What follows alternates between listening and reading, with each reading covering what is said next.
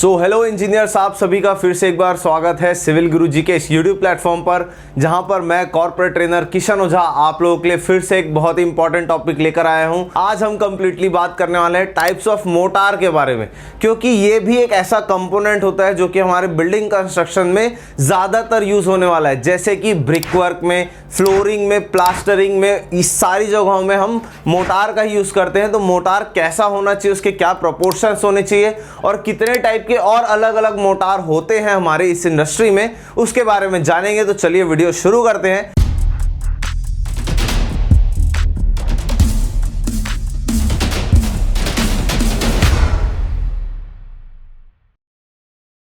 सबसे पहले हम लोग बात करने वाले हैं मोटार की। तो मोटार एक्चुअली में होता क्या है, आपका cement plus sand plus water. अब मैं यहाँ पे बात करूँ कि जो हमारा सीमेंट रहता है वो नॉर्मल ओपीसी, हमारा ऑर्डिनरी पोर्टलैंड सीमेंट, उसके साथ में ही कोई भी ग्रेड का हो सकता है, 33, 43, 53, जो भी आपके साइट पे चल रहा हो। जनरली हम 43 ग्रेड का सीमेंट यूज़ करते हैं। उसके साथ में ही जो सैंड होते हैं हमारे, वो फाइन एग्रीगेट्स होते हैं जो कि 4.75 mm की सीव से पास हो जाते हैं। उसके साथ साथ में यहाँ पे जो हम मोटार बनाते हैं वो जोन 3 के सैंड के साथ भी बनाया जाता है, उसके साथ में जोन 4 के सैंड के साथ भी बनाया जाता है। अब ये कौन सा जोन में कहाँ यूज़ करना है, जैसे अगर आप नॉर्मली ब्रिक वर्क करवा रहे हैं तब आप जोन 3 का यूज़ करेंगे, पर आप जब प्लास्टर करवा रहे हैं तब आपको जोन 4 के सैंड का यूज़ करना होगा, क्योंकि ये और फाइनर होते हैं। क्यों? क्योंकि जितने प्लास्टर में वॉइड्स कम होंगे उतना मेरे लिए अच्छा होगा। तो सैंड को हम दो पार्ट्स में कैटेगराइज करते हैं और ये कंप्लीटली IS 383 में आपका दिया हुआ है। उसके साथ में ही इसके लिए जो हम वाटर सीमेंट रेशियो या हम पानी को जो मिलाते हैं, उसके लिए समझ लीजिए कि हमारे IS कोड्स में इस वाटर सीमेंट रेशियो के बारे में उतने क्लियरली से नहीं दिया हुआ है मोटार के लिए। पर आप अमेरिकन स्टैंडर्ड्स जब फॉलो करते हैं ASI, वहां पे मोटार के लिए जो हमारा बोला गया है water cement ratio, on an general condition 0.5 हम लेके चलते हैं वाटर सीमेंट रेशियो जब भी हमको मोटार बनाना होता है। आज इस कॉम्पिटिटिव जॉब मार्केट में जहां जॉब पाना मुश्किल है, वहीं सिविल गुरुजी से ट्रेंड इंजीनियर्स अच्छी करियर ग्रोथ कर रहे हैं, क्योंकि सिविल गुरुजी की ऑनलाइन ट्रेनिंग डिजाइन की गई है इंडस्ट्री स्टैंडर्ड्स के हिसाब से, जहां आप एक्सपर्ट ट्रेनर के साथ सीखते हैं एस्टिमेशन निकालना, सर्वेइंग करना, QS एंड RA निकालना, BBS निकालना, bill banana, contract and tendering के साथ और भी इंपॉर्टेंट स्किल्स आपके टाइम शेड्यूल की फ्लेक्सिबिलिटी के हिसाब से और इंडिया के सबसे अफोर्डेबल कॉस्ट में भी। तो अभी फोन उठाओ और कॉल लगाओ 9111001234 पर और वीडियो के डिस्क्रिप्शन में जाके अधिक जानकारी भी ले लो। यहाँ पे जो 5 टाइप के आपके मोटार दिख रहे हैं, जिसमें cement motor, lime motor, सुर्की motor, gazed motor और मड मोटार, ये पांचों टाइप्स जो होते हैं उनके डिफरेंट पर्पस है। बनते कैसे और उसको कहाँ यूज करेंगे, कितने रेशियो में यूज करेंगे, चलिए उसको डिस्कस करते हैं। तो सबसे पहले अपन बात करने वाले हैं सीमेंट मोटार की। इसमें यह होता है कि इसमें नॉर्मली जो हम सीमेंट, उसके साथ में ही सैंड और वाटर का एक मिक्सचर बनाते हैं, जिसमें जनरली उसका जो मोटार का रेशियो होता है वो वैरी करता है 1:2 से 1:6 तक के।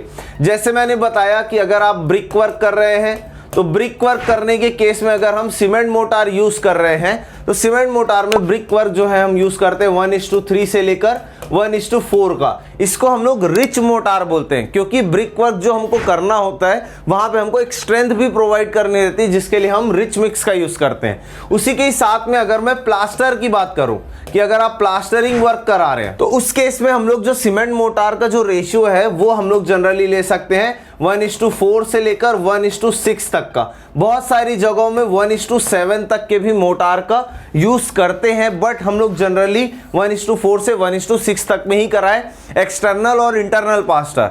पर अगर आप सीलिंग पे प्लास्टर करवा रहे हैं तो सीलिंग पे भी आपको 1:3 से 1:4 का ही सीमेंट मोटार मिक्स आपको यूज करना चाहिए, क्योंकि सीलिंग पे भी हमको रिच मोटार ही डालना होता है। अब यहाँ पे बात करें अब फ्लोरिंग वर्क की, तो फ्लोरिंग वर्क में भी हम लोग जनरली जो मेंटेन करते हैं मोटार के रेशियो को वो 1:3 से लेकर 1:4 तक का ही यूज करते हैं।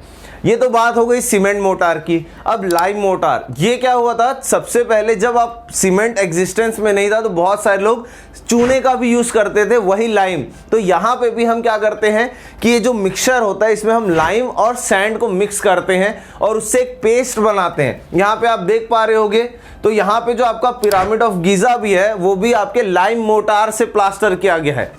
तो ये जो पुराने मॉन्यूमेंट्स देखेंगे आप ज़्यादातर, तो वहाँ पे लाइम मोटार का ज़्यादातर यूज़ किया गया था और थोड़ा सा चीप भी होता है, तो उसके कंसिडरेशन में सीमेंट के तो लाइम का भी यूज़ करा जा सकता है। इसके लिए जो हम लोग रेशियो लेके चलते हैं वो जनरली 1:2 का रेशियो लेके चलते हैं जब भी हमको लाइम मोटार बनाना होगा। और इसके बाद हम बात करने वाले हैं गेज्ड मोटार की। गेज्ड मोटार बेसिकली क्या होता है कि यहाँ पे हमारा समझ लीजिए कि सीमेंट मोटार और लाइम मोटार को हम लोग मिक्स करते हैं, जिसको गेजिंग बोला जाता है। मतलब फाइन एग्रीगेट्स तो रहेंगे ही सैंड के, उसके साथ साथ में ही सीमेंट और लाइम के भी एक मिक्सचर को ऐड करके सैंड के साथ बनाया जाता है ताकि लाइम मोटार की स्ट्रेंथ बढ़ाई जा सके। अब सोचो, अगर लाइम मोटार ऑलरेडी एग्जिस्टेंस में था तो सीमेंट मोटार को क्यों लाना पड़ा? एकदम क्लियर कट आंसर है स्ट्रेंथ। सीमेंट मोटार की strength as compare to lime mortar ज्यादा होती है, तो दोनों को ही मिक्स करने से क्या हो रहा है हमारा कि हम सीमेंट और लाइम को मिक्स करके जब एक मोटार बना रहे हैं और उसको गेज्ड मोटार बोल रहे हैं, तो उसमें जो स्ट्रेंथ है वो तो इंक्रीज हो ही रही है, उसके साथ साथ में ही ये जो मिक्सचर है आपका इकोनॉमिकल भी हो जाता है। और इसके लिए जो हम लोग रेशियो यूज कर सकते हैं वो 1:6 से लेकर 1:9 तक का गेज्ड मोटार को यूज कर सकते हैं। तो आई होप ये गेज्ड मोटार का कॉन्सेप्ट आपको क्लियर हुआ होगा, क्योंकि हम कोई भी कंस्ट्रक्शन कर रहे हैं, कुछ भी चीज बना रहे हैं, तो हम चाहते हैं ना कि उसकी स्ट्रेंथ अच्छी हो और वो स्ट्रेंथ अच्छी बना सके। तो बस स्ट्रेंथ को बेटर करने के लिए समझ लीजिए कि लाइम तो ऐड हो ही रहा है, उसके साथ में ही सीमेंट मोटार भी ऐड हो रहा है। इन दोनों के मिक्सचर से जब फाइन एग्रीगेट सैंड को भी मिलाया जाता है और उसको मिक्स किया जाता है, तब हमारा गेज्ड मोटार बनता है। इसके बाद हम लोग बात करेंगे सुरकी मोटार की। अब ये जो सुरकी मोटार होता है, सुरकी एक्चुअली में एक मटेरियल होता है। इमेज में आपको दिख रहा होगा कि सुरकी मटेरियल कैसा दिखता है। यहाँ पे जो सुरकी मोटार है वो बनता है कि जब हम लाइम में उस सुरकी मोटार को ऐड करके उसको फाइन एग्रीगेट्स के साथ मिक्स करके उसको हम लोग यूज करें। अब यहाँ पे जो फाइन एग्रीगेट है, यहाँ पे हमेशा सैंड ही रहेगा। जैसे नॉर्मली अगर कंक्रीट की बात किया जाए तो कंक्रीट में हम एडमिक्सचर्स का यूज करते हैं कंक्रीट की प्रॉपर्टीज को एनहांस करने के लिए, उसकी स्ट्रेंथ बढ़ाने के लिए। सेम केस समझ लीजिए कि सुरकी मोटार में क्या हो रहा है, सुरकी एक एडमिक्सचर का काम कर रहा है तो वो सीमेंट मोटार ही या लाइम मोटार। लाइम में हम यहाँ लाइम में मिक्स कर देते हैं सुरकी को और सैंड के साथ मिक्स करके इसका यूज किया जाता है। तो यहाँ पे जो सुरकी होती है वो थोड़ी इकोनॉमिकल होती है और स्ट्रेंथ भी, जैसे अगर छोटे काम या टेम्पररी काम करने हैं, जैसे आप लोगों ने देखा होगा कंस्ट्रक्शन में जनरली बहुत सारे ऐसे वर्क भी होते हैं जो कि टेम्पररी होते हैं, जैसे लेबर हटमेंट्स हो गए या साइट ऑफिस हो गया, वहाँ पे हम इनका यूज़ करते हैं। बट अवेलेबिलिटी के कारण और साइट में बजट रहता है हमारे पास, तो हम सीमेंट मोटार से ही टेम्पररी कंस्ट्रक्शंस भी कर लेते हैं। पर कभी कभी वर्क ऑर्डर्स में या कोई ऐसी स्पेशल क्राइटेरिया में ये सारी चीज़ें आ जाती है कि आपको इस टाइप के ही मोटार का यूज़ करना है। तो सुरकी को आप बस इतना समझ लीजिए कि एक एडमिक्सचर है जो कि मोटार की स्ट्रेंथ और ड्यूरेबिलिटी बढ़ाने के लिए हम उसमें एनहेंस कर रहे हैं, मतलब उसकी प्रॉपर्टीज को बढ़ाने के लिए हम उसमें ऐड कर रहे हैं। लास्ट हो गया मड मोटार। ये तो एकदम कॉमन, जब भी आप गांव गए होंगे तो आपने गांव में देखा होगा कि गोबर या पैरा, गोबर से लिपाई कर दिए, मिट्टी से घर की वो प्लास्टरिंग कर दिए। तो समझ लीजिए मड मोटार भी एक टाइप का मोटार है जब उसमें आपके मड जो है उसको एक बाइंडिंग मटेरियल के तौर पे यूज़ किया गया है। तो बाइंडिंग मटेरियल के तौर पे यूज़ करने के बाद यहाँ पे फाइन एग्रीगेट के साथ मिक्स करें, या तो हम यहाँ पे जो मोटार है यहाँ पे आपका लाइम और सीमेंट यूज़ नहीं होता है या अवेलेबल नहीं होता है, तो उस केस में जैसे गांव वगैरह में जितने भी पुराने गांव वगैरह घर वगैरह होंगे तो आपने देखा होगा कि आज भी यहाँ पे मिट्टी से प्लास्टर किया गया होगा, तो वो भी एक टाइप का मड मोटार ही है। और ये मड मोटार भी लोग इसलिए करते हैं due to thermal insulation. Literally आप ये मानेंगे कि जब भी वॉल्स कंस्ट्रक्ट होती हैं, जैसे कि अगर सियाचिन ग्लेशियर्स वगैरह यहाँ पे बात कर लिए, जितने भी कोल्ड रीजन्स हो गए, वहाँ पे आज भी वो पैरे भूसे का यूज़ होता है थर्मल इंसुलेशन के लिए। कि वॉल कंस्ट्रक्ट कर दिए, एक वॉल यहाँ पे एक वॉल यहाँ पे, बीच में गैप है जो कि हम जिसको कर्टन वॉल या पार्टीशन वॉल के तौर पे भी मान सकते हैं, और उसमें रॉक वूल्स जैसे थर्मल इंसुलेटिंग मटेरियल्स का यूज़ करके वहाँ पे आज भी यूज़ करते हैं। तो ऐसा नहीं है कि मड मोटार सिर्फ गाँव वगैरह में ही यूज़ होता है, ये एक अच्छा थर्मल इंसुलेशन के लिए भी, ताकि बाहर के जो भी टेम्परेचर है अंदर के टेम्परेचर को मेंटेन किया जा सके।